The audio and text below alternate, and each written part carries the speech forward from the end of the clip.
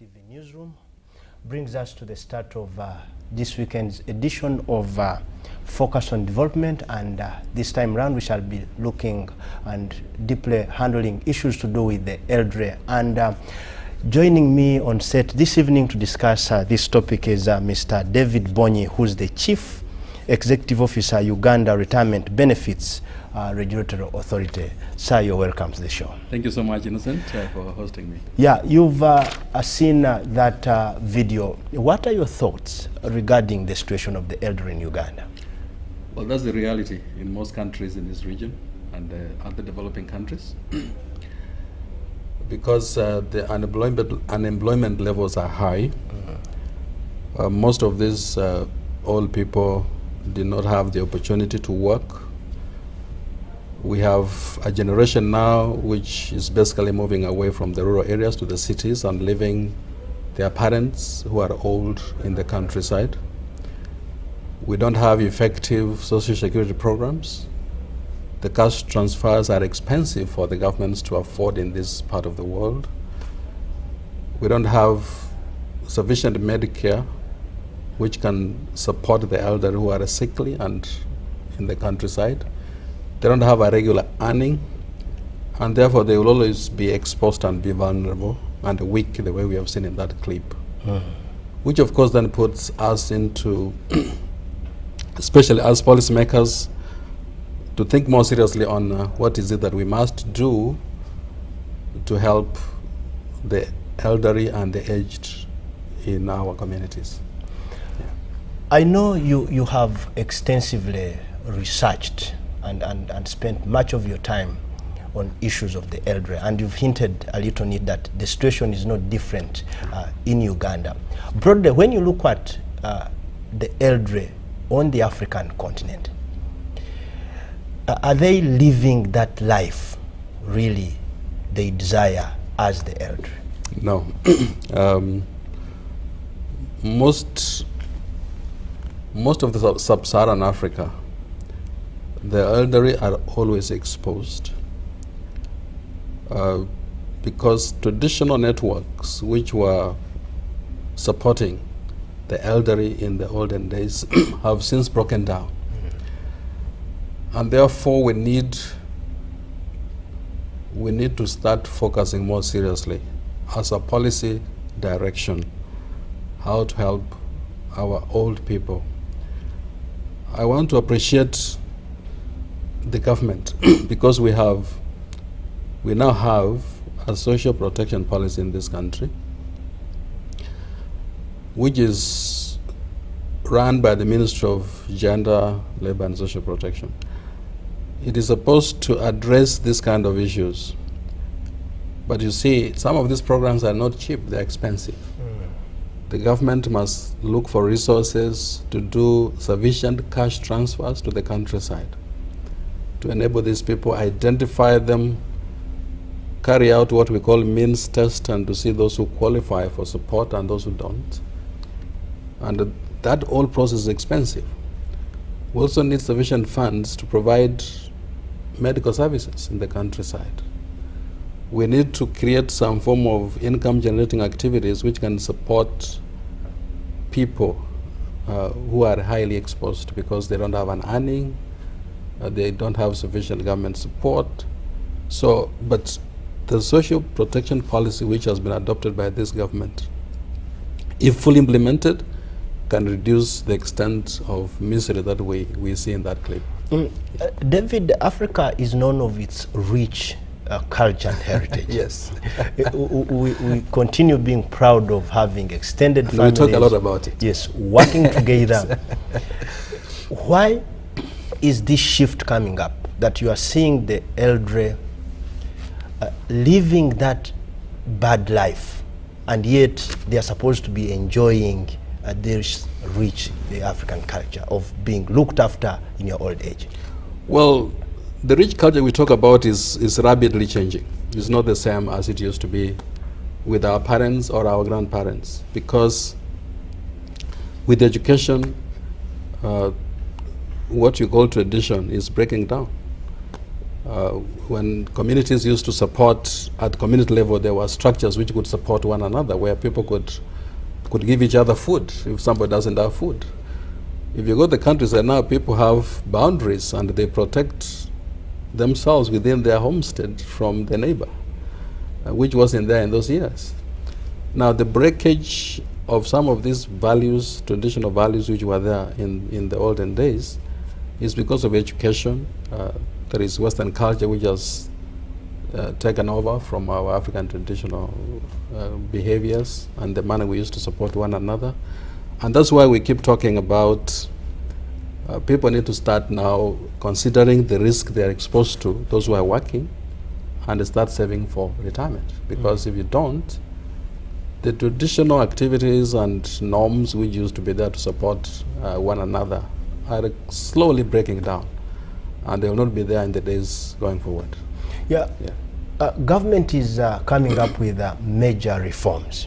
True. And part of this reason, they have come up with the Uganda Retirement Benefits Regulatory Authority. Talk to us about this initiative.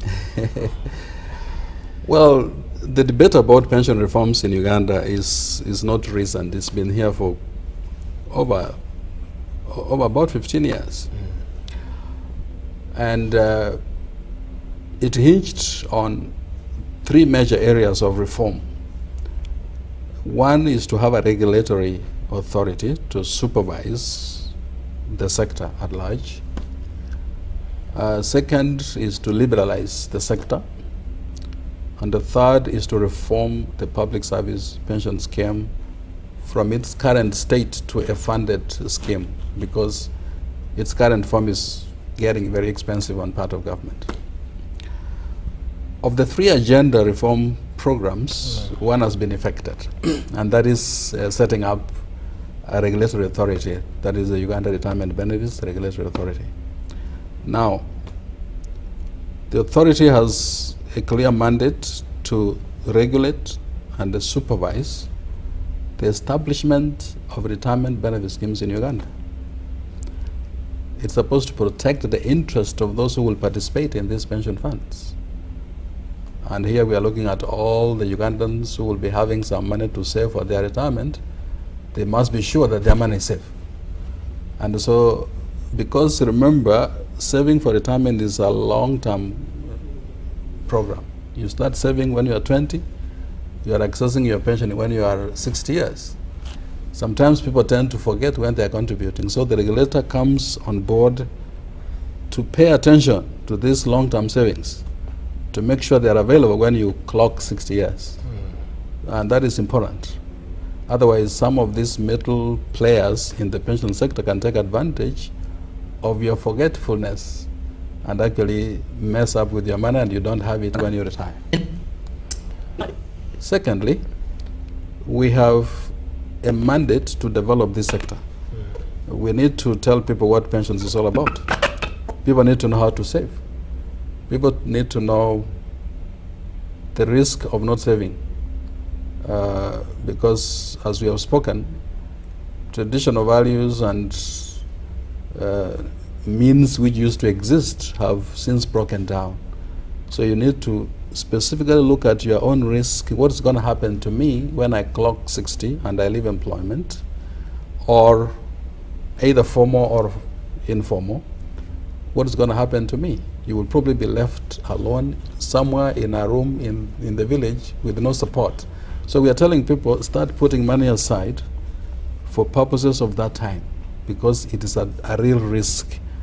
Pension systems all over the world are intended to replace an income when you are not able to have your income because of age. Yeah, yes, you've introduced two things here. Yes. Pension and saving. First, talk to us about pension, because these are terminologies that the two are related. The two are related. For you to have a pension, you must save. Saving is put a clear resolution you make that I want to put money aside, have it invested. I put it aside, I give it into a pension scheme, a scheme which is established under the law. It will be invested, and it will be available to me when I retire. All right?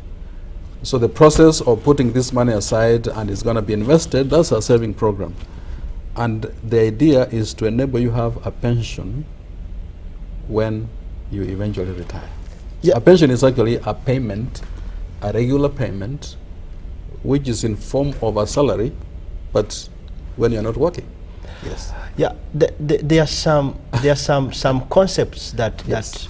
that are normally introduced and people following us maybe on TV. The middle understanding, yes. They are saying maybe these are for a particular class. Now, when you look at the Ugandan situation and other African countries, people are struggling to survive today and tomorrow. Now, here you are introducing hypothetical theories that you must save some money for maybe 40 years to come, and you're being rhetoric. No, it's not rhetoric. That's the reality.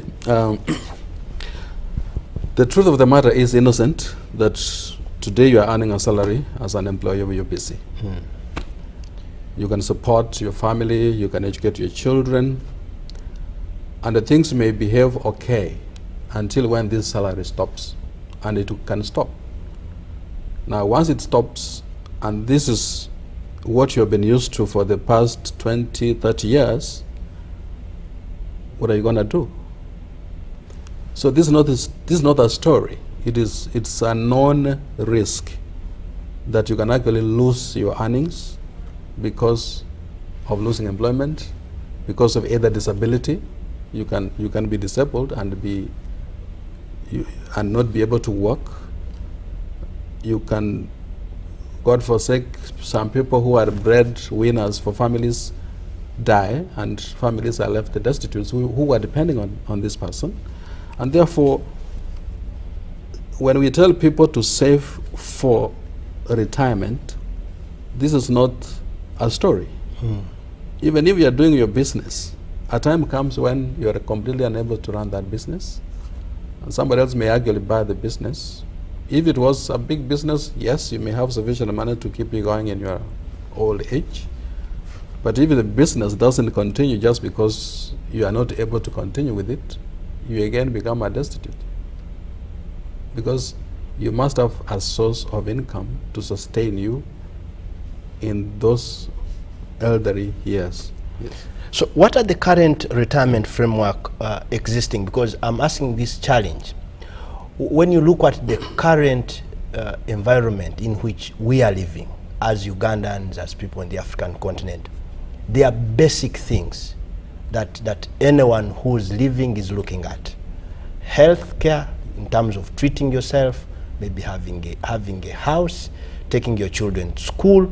Now, these have really taken much of our hard-earned income. True. And you find that by the time the month goes, you are either still struggling with tuition for children and you have nothing to. There's no surplus to save. You have to save. That's a genuine observation, but not always true. There are some people who still have surplus and they don't save. Yes. Yes. There are some who have not been advised on how to spend their money, however meager it is, so that they can be able to have some little to save. Remember, if you start saving early, you can actually save little amounts. It becomes a crisis when you remember you ought to have started to save early and you are about to retire, then you have to save a lot in a short period of time, which you don't have. So it's always important.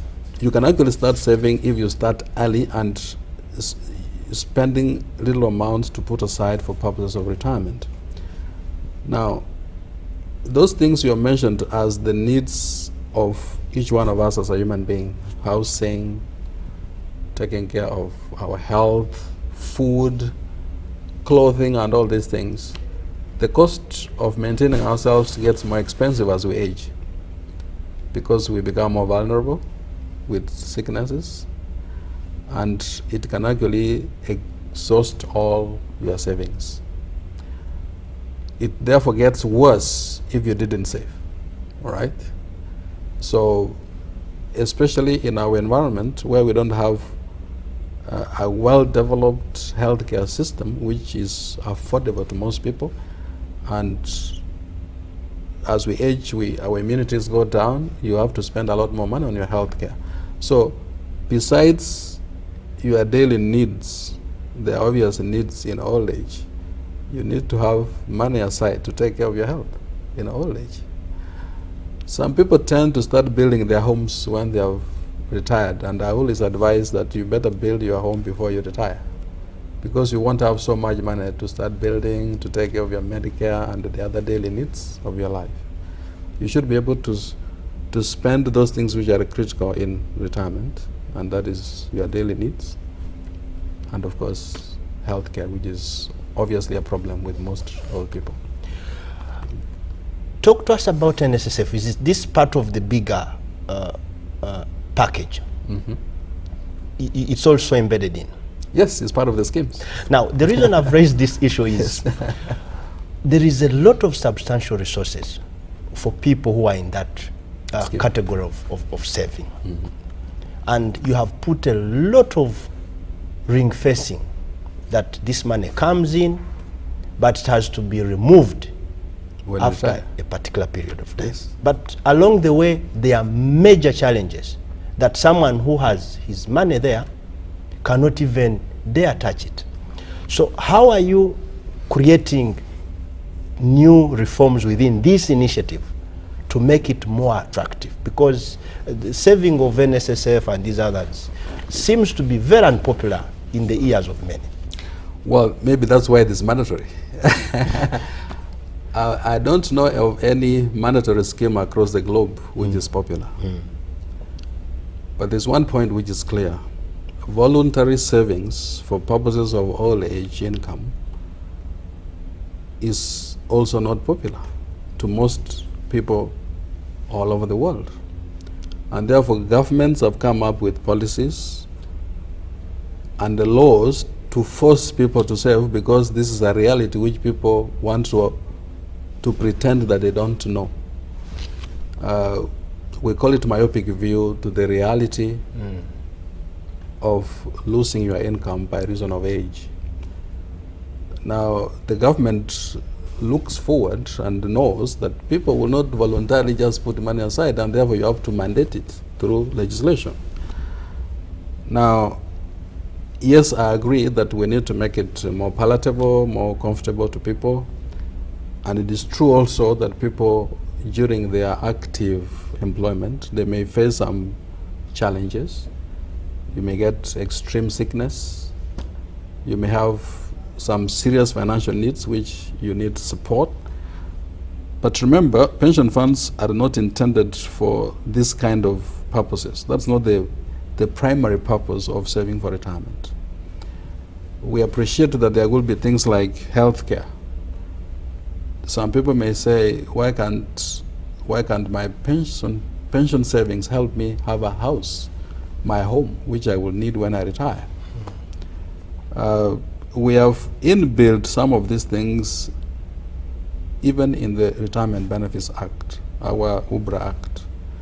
We have put provisions in there which say you can use a portion of your savings as security to access a mortgage. Okay. Currently, we are doing some regulations to enable that to operate. We have also a provision in the URBRA Act which says that in the event of extreme sickness, you can use a portion of your money to offset some of the medical bills. That requires regulations to be operationalized, and we are working on those. And I remember also in the provisions of the liberalization bill, there were similar provisions to enable even mandatory schemes which includes NSSF and many others which could come up if the bill were to go through, to enable that to happen. However, it will not be proper to allow people access the whole of their money during their active employment when the whole primary purpose of those assets is to enable you have an income when you retire. Yeah, looking at Uganda's situation, the people who are in the formal employment sector, or those who are really employed by government and the few parastatals, is really a very small percentage of the entire population. And when you are talking of the elderly, it's a whole sea of people that are really becoming old. So how are you tapping everybody to make them benefit from this initiative? One of the big challenges we have in our pension sector in Uganda, which is again not unique to Uganda, is the level of coverage. In other words, how many people are participating? NSSF, being a mandatory scheme, has a registration of a membership of about 1.5 million registered. Not all of those are active. The active would be about 600,000. We could love to have everybody be actively saving for retirement, and we even register more people, and many other employers, small employment outfits, companies all over, to participate in NSSF, so that we have more people who have some earning to save for retirement in NSSF. We also want a number of employers in this country to establish their own retirement benefit schemes to supplement the savings at NSSF, so that you have a little more money when you retire. Now, this is part of what we call sector development, which is we have been mandated to do as URBRA.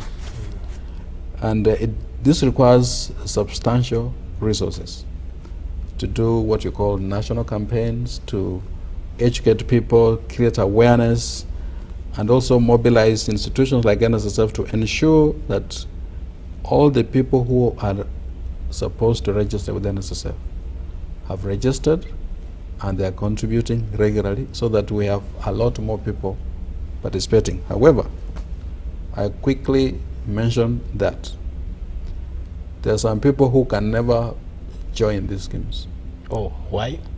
Because they don't have employment, they don't have any money at all. All right? They are dependents on others. All right?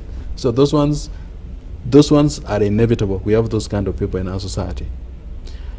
And in more developed countries, the governments have come up with what they call welfare programs to help those kind of people.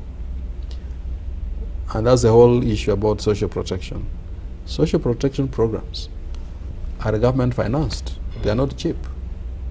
So government has to allocate money for a category of people who, for example, unemployment benefits.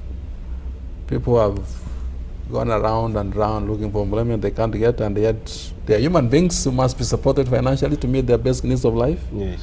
So you create such policies as unemployment benefits. They are expensive programs, and our budgets in this region may be very difficult to support those, to sustain those. Yeah. You have elderly people who go through life, they never got a serious income in their livelihoods, and therefore they need support. The government must allocate money for those, and I'm glad that is happening as a pilot program in a number of districts. Yes. And I think going forward it should be able to cover the whole country. Yeah. Under your mandate, you are supposed also to regulate some of these programs. Yes. And we've seen the already existing pension schemes in this country where members are contributing. In principle, the deductions are made. But in reality, the money never goes to the... They are not remitted. They are not remitted. To the schemes. So in this case, how do you prevail over such? Because the person will be comfortable saying, even when I'm suffering, I know my money is being remitted. But when time reaches of following it up, there is actually zero coin. So in this case, how do you really put pressure on these entities? Well, and that is one of the reasons why we have URBRA now. And that's why the government deemed it appropriate to establish a regulatory agency. We have seen that that is true. What you say is true. But that problem isn't too big from our immediate estimation in the pension schemes already existing in the country. We have seen some of those problems in NSSF, but you see, NSSF is aware of all those, and they have programs of going into those employers and demanding that those contributions be remitted. It's something which they continue doing, and we are aware of that. For the private pension schemes, whenever a deduction is made, a remittance must be made to the scheme. If not, it becomes a criminal offense under our act, and we have the mandate to prosecute. So what has happened, whenever we get these financial reports, whenever we have information through our inspections that there's some money which is not remitted, we ask the trustees to explain why this money is not remitted. And in most cases, that's the moment we ask those kind of questions, the money is remitted. And we have started seeing that that is not going to be a problem going forward. Most people have started appreciating the need of deducting and remitting to the scheme immediately. So, and we have now these returns to tell us whether there is any money outstanding, which we get every quarter. So we can always tell where there's a problem and be able to do a quick inspection to know whether the problem is still subsisting or it has been remedied. For NSSF, the meetings we have had with them, they have always told us the ones who have deducted and have failed to remit, they have internal mechanisms and enforcement mechanisms within NSSF where they visit those employers and demand that the remittances are made. Yeah, thank you very much. Let's first go for a quick commercial break. When we come back, we have more on this program.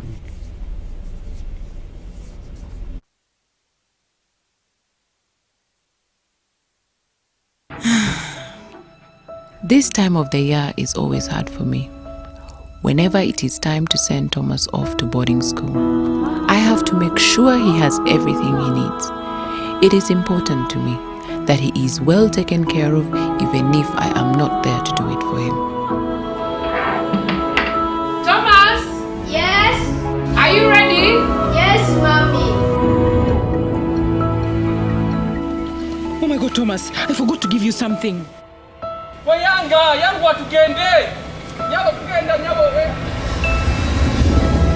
I always send him off with Chapa Nyota. It's the only soap I trust and use every day. That way, it always feels like home, wherever he goes. Chapa Nyota Laundry Bar Soap, a mother's first choice. I want to call, but discount is still low. What's wrong with you? I'm searching for a good discount zone. I'm also searching for a good discount zone. Move out of my way.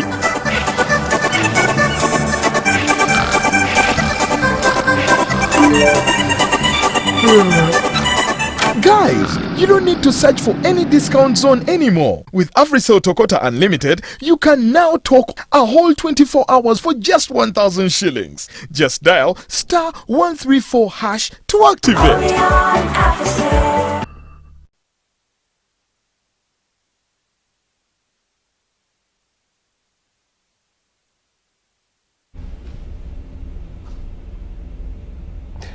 Welcome back. In case you've just joined, this is Focus on Development, and we are looking at the broader reforms government is undertaking in the retirement scheme. And with me is Mr. David Bonyi, who's the Chief Executive Officer, Uganda Retirement Benefits Regulatory Authority. So before we went for break, you were trying to engage, share with us on how you are engaging with NSSF to look at how really they are narrowing up part of these challenges. But also, Parliament seems more concerned about this recurrent problem, because most of the people who are having business of deductions are government parastatals, but also we have something to do with the public service pension scheme. But are you looking at maybe coming up with penalties for entities that are deducting money from workers' salary and not remitting? Are you looking at really creating penalties through Parliament, because it's really speaking tough over this? No, it's an offense under the URBRA Act for any employer to deduct money for purposes of a pension scheme, and then you fail to remit it. So that penalty does already exist. Okay. And that's why I said that from our side as a regulatory entity, we follow up whenever we note there is some money which is not remitted. Okay. And as I told you, most employers, once they are approached, they always remit that money quickly. And NSSF, from our interaction with NSSF, during our inspection of NSSF, it became clear that they have mechanisms or making sure that employers who deduct remit, employers who ought to register and have not registered, register. They have a whole department of doing that. So, yes. Yeah, in today's New Vision, there was also another screaming headline, which is the reality of pensioners. I think government has not really remitted money for around 2 to 3 months. In this case, isn't this a huge problem that these pensioners are going through? Extremely sad for retired civil servants failing to access their pensions. By the way, even as we talk about pensions, the word pensions, the only true pension scheme in Uganda is the public service pension scheme. The others are lump sums. They pay lump sums when they retire. So retirees from traditional civil service, they expect a monthly pay, which is called a pension, paid to them from the government because they served in government. We do know, and this has been in the media, and all of us know that there has been a challenge with the Public Service Pension Fund, especially in the internal administration. We even know about the cases which have been going on in court about how the monies used to be managed within the Ministry of Public Service.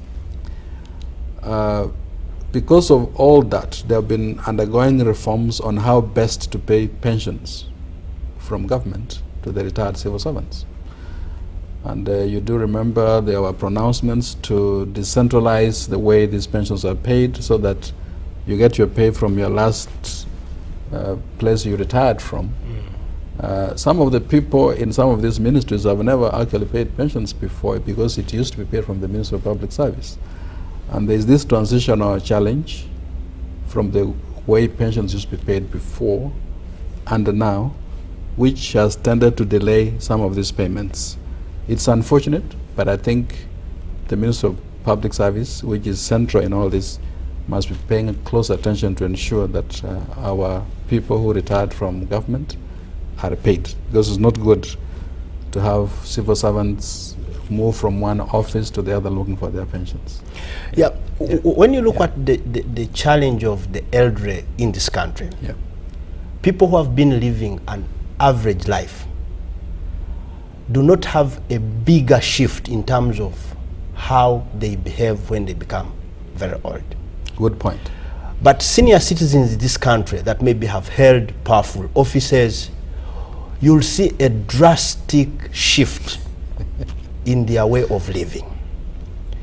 Does this give you thoughts on how really to create this scheme? Maybe why would you give a lump sum money to someone who's already old? Why don't you create schemes that maybe will make them have this money when they are still energetic, put it to productive use, then it can yield some interest? You brought a very, very interesting observation. One of the fundamental reasons why we have pension systems is to enable what we call consumption smoothing. Consumption smoothing, because now I'm earning and I spend it. Yes. I long to have a similar consumption levels even into retirement, so that your life is not characterized by a sudden drop. If you are eating bread, you start having nothing when you retire. Yes. Your body wouldn't understand what has happened. So one of the reasons of pension funds is to enable this consumption smoothing into old age, so that there's no such drastic change of life.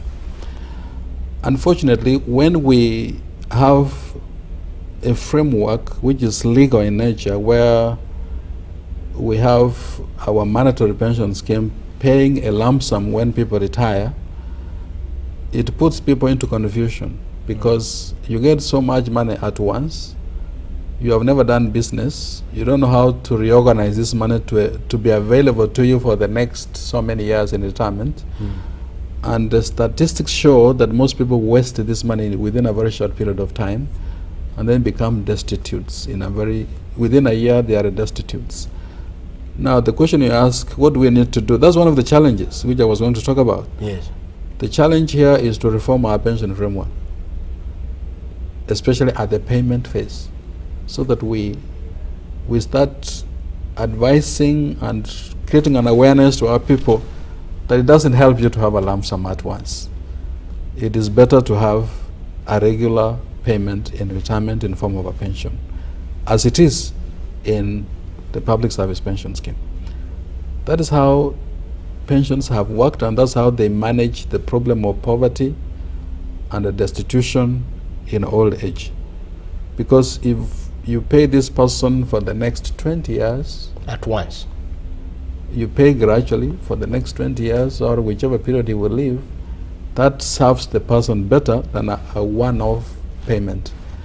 Statistics we have seen in a number of countries is that when you pay people a lump sum at retirement, the majority, about 98%, will waste the money. Only 2% will be able to use it wisely. I've seen some of these statistics. So I would rather we start creating an awareness to our people, even as we change the laws, to require that pension schemes provide for a regular payment when people exit from employment. That will solve this problem. Yes, because if you don't, you actually have a pension system which doesn't serve the purpose. You can even cause excitement. There's a story someone was telling me, someone was supposed to pick his pension money. Yes. It was over 100 million. He had never held that money in his lifetime. So he first picked little money, went to the bar, drank himself silly. The following day he was dead. Yeah, that is real. Some people marry at retirement because they think they have a lot of money. You start a family at that age, becomes very complicated in terms of how to manage your resources in retirement. Yeah. Now, there is this, I know you have done a lot of research that has made you reach to these conclusions. But we have immediate hurdles of life. As people grow old, there are strange diseases that associate with the elderly. True. We have major diseases like cancer. Now we have issues of now remaining with the young ones to look after. Are you looking at schemes that are going to attract people? Because, like you've said, money deducted from your hard-earned money is always painful. You know it has gone somewhere. I don't know whether I will ever see it. So are you trying to create something that are going to have the people who are dealing with these schemes attracted to them? Some of the, what I call incentives, which should encourage people to save more, is the prudent manner in which their contributions are going to be invested. So the legal framework now requires professional management of pension assets in terms of investment, not just anybody to sit down and decide, I'm going to buy this land and I'm going to buy this as a way of investment. It is a professional requirement under the law that asset managers properly licensed by URBRA are the only ones who are going to make investment decisions for pension funds. And for the past 1 year, we have seen the difference, because we have seen a rapid growth in terms of asset value to pension funds because of that alone. That should start interesting people to start saving, because it's an opportunity where your money can grow faster because of professionalism which has been now injected in the management of people's pension funds. Secondly, we are still negotiating with the Kenya Revenue Authority to start creating a tax incentive, so that if I'm contributing for my old age, which if I don't is going to be a burden on government anyway, besides being a burden to me,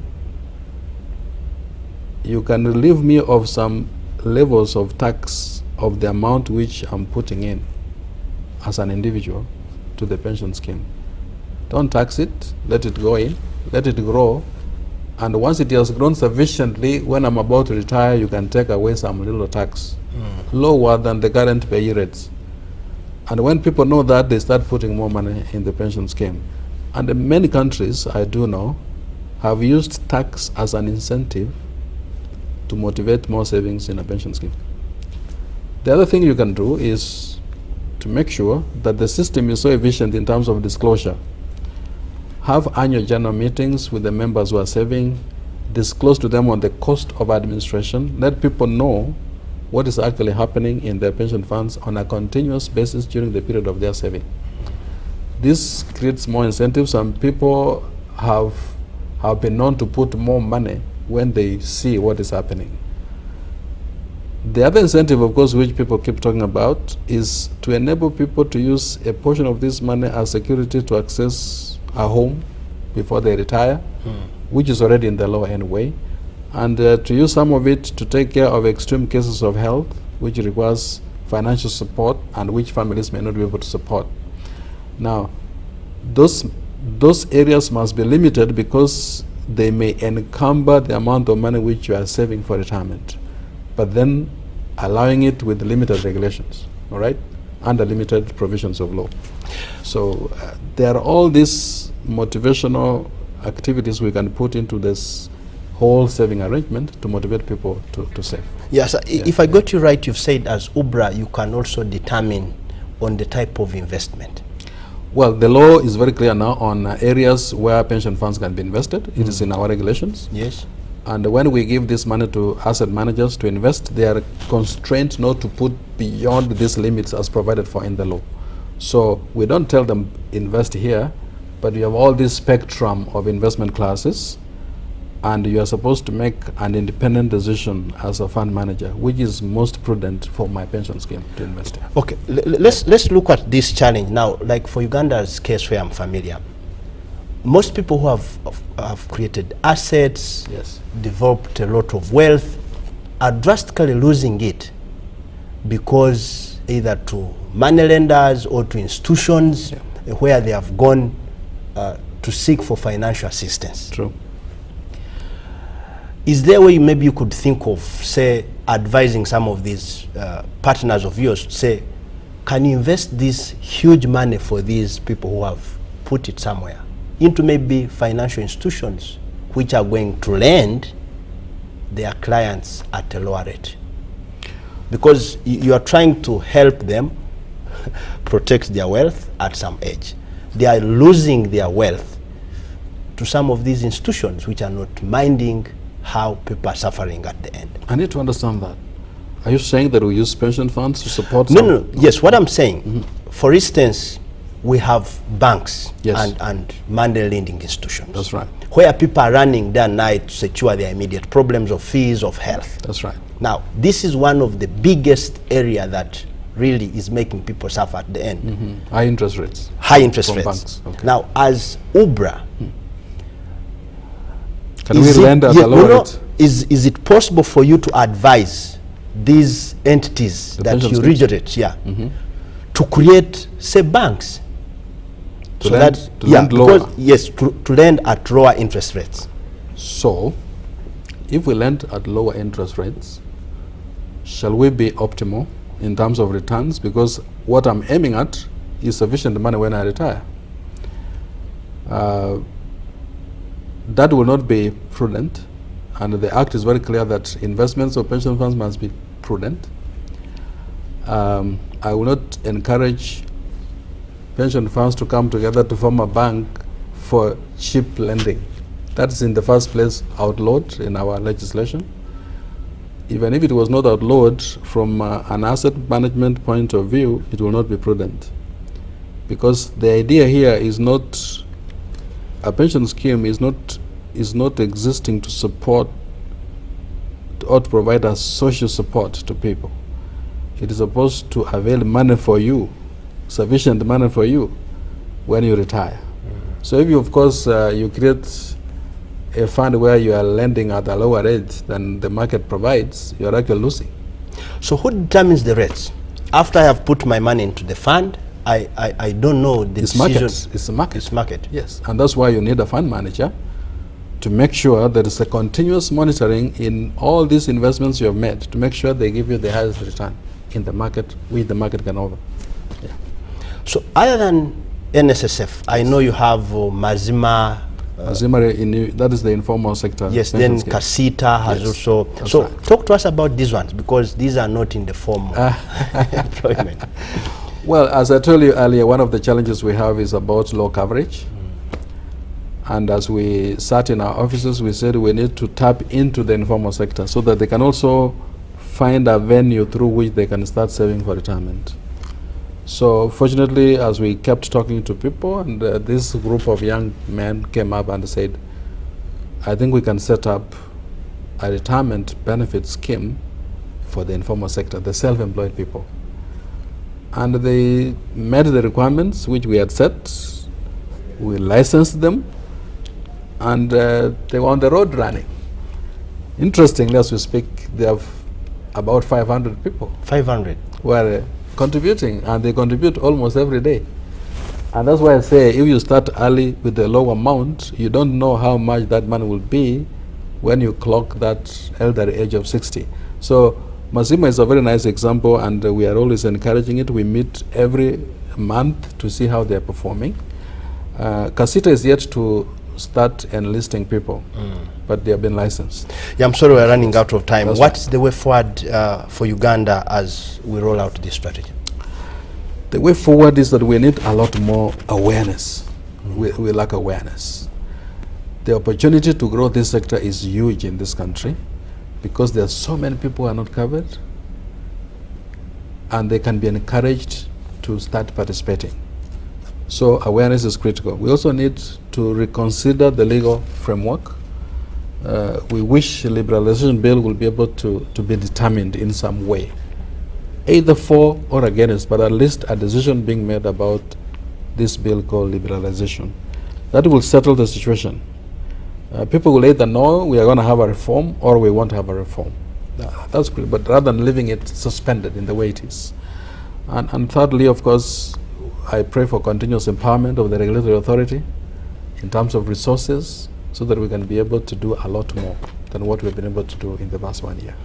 Thank you. Thank you so much, Innocent. Thank you. Appreciate it. Yeah, that was Mr. David Bonyi, who is the Chief Executive Officer, Uganda Retirement Benefits Regulatory Authority, giving us those good tips on how we can save for the elderly. On behalf of Madame Doreen Desi, who's the producer, and the entire production crew, I'm Innocent Musinguzi, wishing you the best. Join us next week, same time, for another interesting topic, but I'm saying stay tuned for news up next.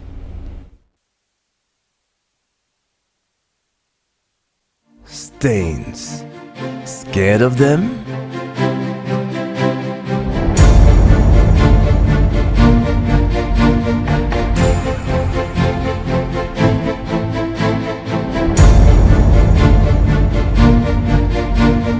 Don't be. Simply use Nomi. And watch what happens.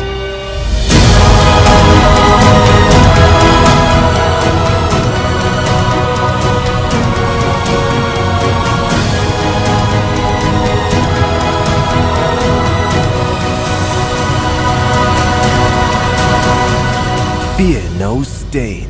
Nomi loves clothes, and clothes love Nomi. I want to call, but discount is still. Oh, what's wrong with you? I'm searching for a good discount zone. I'm also searching for a good discount zone. Move out of my way.